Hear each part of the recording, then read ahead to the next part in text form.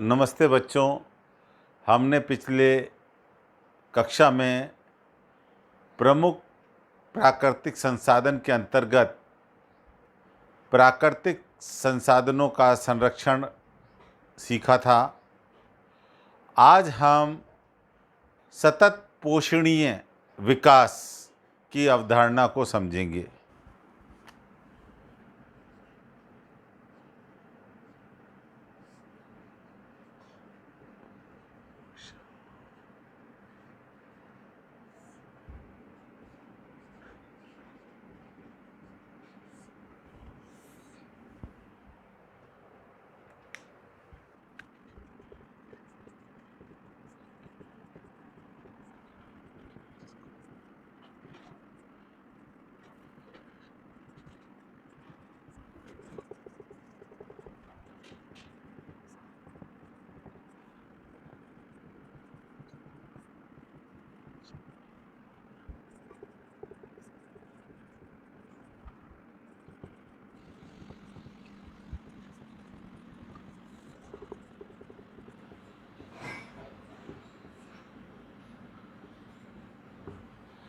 ऐसे विकास की प्रक्रिया जिसका उद्देश्य प्राकृतिक संसाधन और पर्यावरण को बिना नुकसान पहुंचाए। इस लाइन का ये अर्थ है कि हम विकास करें और वो विकास ऐसा हो कि प्राकृतिक संसाधनों का और पर्यावरण का दोनों का किसी प्रकार से नुकसान नहीं होना चाहिए और साथ में वर्तमान और भविष्य की पीढ़ियों की जो जीवन की गुणवत्ता है वो बनी रहे। ऐसा नहीं है कि उनकी जीवन स्तर नीचे उतर जाए। वर्तमान की पीढ़ी का या भविष्य की पीढ़ी का हम विकास करें और विकास में उनका जीवन स्तर नीचे उतर जाए, ऐसा नहीं होना चाहिए। यानी पर्यावरण और प्राकृतिक संसाधनों को नुकसान भी नहीं हो और दोनों जो वर्तमान और भविष्य की पीढ़ी है उनकी गुणवत्ता भी बनी रहे।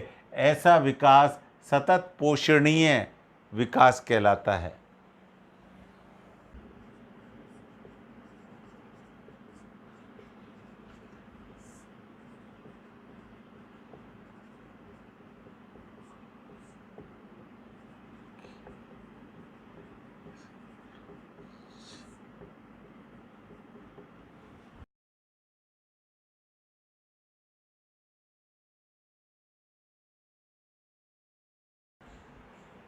जैसा हम जानते हैं कि वर्तमान समय में होड़ा होड़ मची हुई है, दिखावा मचा हुआ है और हम इस दिखावे में आगे निकलने की प्रवृत्ति में हम अंधाधुंध प्राकृतिक संसाधनों का दोहन कर रहे हैं। हम इस दोहन में पर्यावरण को भी नुकसान पहुंचा रहे हैं। हमारा पर्यावरण जिसके अंतर्गत वायु, जल और भूमि सभी प्रदूषित हो चुके हैं और अगर वर्तमान में हमने ध्यान नहीं दिया तो पर्यावरण व पारिस्थितिकीय संतुलन समाप्त हो जाएगा या हम खो बैठेंगे, जिसको पुनर्प्राप्त करना संभव नहीं हो सकेगा।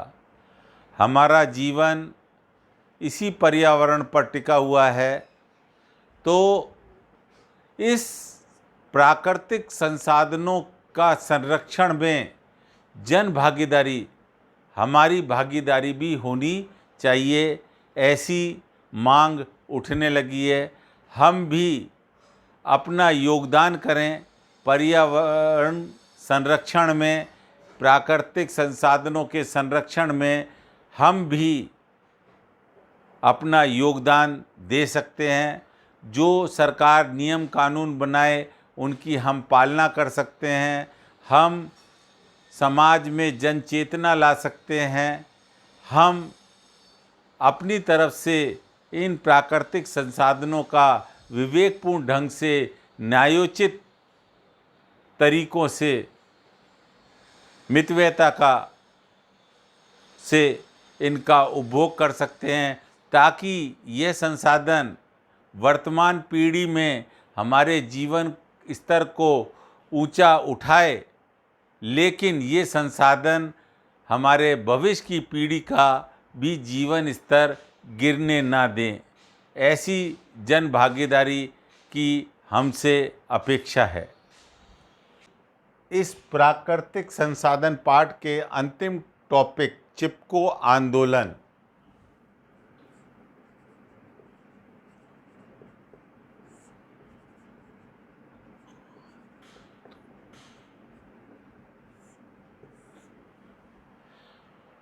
इसकी बात करेंगे। चिपको आंदोलन का उद्देश्य वनों की या वन्य जीवों की को संरक्षण प्रदान करना रहा है। यह इस दिशा में एक प्रगतिशील कदम रहा है और इसकी शुरुआत 1730 ईस्वी में जोधपुर के लूनी तहसील के एक खेजड़ली गांव से हुई है, जहां पर जोधपुर के महाराजा ने भवन निर्माण के लिए लकड़ी काटने के लिए खेजड़ी के पेड़ों को काटने का आदेश दे दिया था और उसके सेवक सिपाही लकड़ी काटने के लिए खेजड़ली गांव पहुँचे और उन्होंने वहाँ वृक्षों को काटना शुरू किया। वृक्षों के काटने की आवाज़ विश्नोई समाज की एक महिला अमृता देवी के कानों में पड़ी। वह अपनी 3 पुत्रियों को लेकर वहाँ पहुँची और उसने उन सैनिकों से पेड़ को ना काटने का आग्रह किया, पर राज आदेश के कारण सैनिकों ने उन्हें उनकी नहीं मानी और उन्होंने लकड़ी काटना जारी रखा।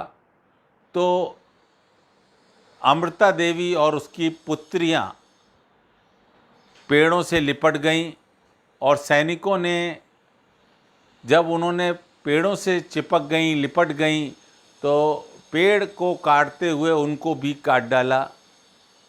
और ये खबर गांव में जब फैली तो गांव के ग्रामीण भी पहुंचे और इस तरह 363 जनों ने खेजड़ली के वृक्ष को बचाने के लिए अपनी जान दे दी। और विश्नोई समाज में आज भी वन्य जीव और वनों के लिए संरक्षण के लिए वो प्रयास करते हैं। कटे सूंठ रहे तो भी सस्तो जान, ये उनके समाज में ये व्याप्त है कि अगर सर कटाकर भी अगर पेड़ रह जाता है तो भी सस्ता है। ये उनके उच्च मानसिकता का परिचय देता है। खेजड़ली की इस घटना के बाद भारत में 1973 में उत्तराखंड राज्य में चिपको आंदोलन चलाया गया, जिसके अंतर्गत महिलाओं ने वनों को सुरक्षा देने के प्रयास किए गए और सन 1981 में केंद्र सरकार ने 1000 मीटर से ऊपर पाए जाने वाले वनों की कटाई पर रोक लगा दी। इस चिपको आंदोलन का नेतृत्व सुंदरलाल बहुगुणा किया था। उन्होंने भागीरथी नदी पर टेहरी बांध बनाने का भी विरोध किया। उन्होंने कहा कि इस बांध के बनने से इस क्षेत्र में आने वाले वन्य जीव और आदिवासी लोग प्रभावित होंगे, इसे रोका जाना चाहिए। इसी तरह का एक आंदोलन कर्नाटका में एपिको के नाम से चलाया गया। एपिको शब्द का कन्नड़ भाषा का शब्द है जिसका अर्थ होता है चिपकना।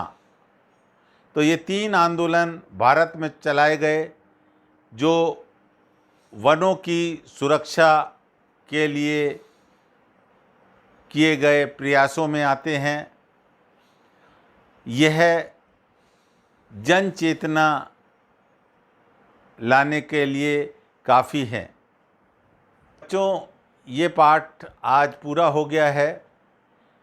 जो चिपको आंदोलन है आप अपनी किताब से नोट्स बना लेंगे और इस पूरे पाठ के नोट्स आपने बना लिए होंगे और इन्हें आप याद करें। ये एक सामान्य पर्यावरण का पाठ है और आप आसानी से अगर जब इसको समझ लेंगे तो इसको परीक्षा में इस पाठ में पूछे गए प्रश्न का उत्तर आप सरलता से लिख सकेंगे।